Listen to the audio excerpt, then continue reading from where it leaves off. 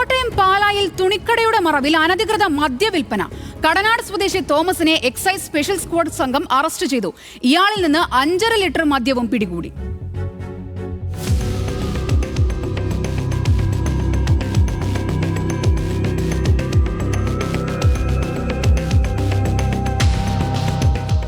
Dry day ദിവസങ്ങളിൽ ഉൾപ്പെടെ അനധികൃതമായി മദ്യവിൽപ്പന നടത്തിവരുന്നു എന്ന വിവരത്തിന്റെ അടിസ്ഥാനത്തിലായിരുന്നു എക്സൈസ് സ്പെഷ്യൽ സ്ക്വാഡിന്റെ പരിശോധന.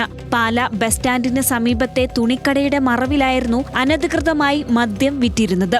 പരിശോധനാ സമയം കടയ്ക്കുള്ളിൽ നിന്ന് വിൽക്കാനായി സൂക്ഷിച്ചിരുന്ന 5.5 ലിറ്റർ മദ്യം എക്സൈസ് പിടിച്ചെടുത്തു. കട ഉടമ പാല കടനാട് സ്വദേശി KJ തോമസിനെ എക്സൈസ് അറസ്റ്റ് ചെയ്തു.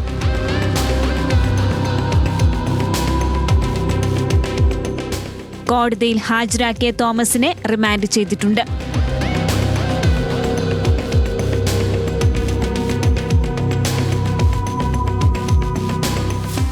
ന്യൂസ് മലയാളം, കോട്ടയം.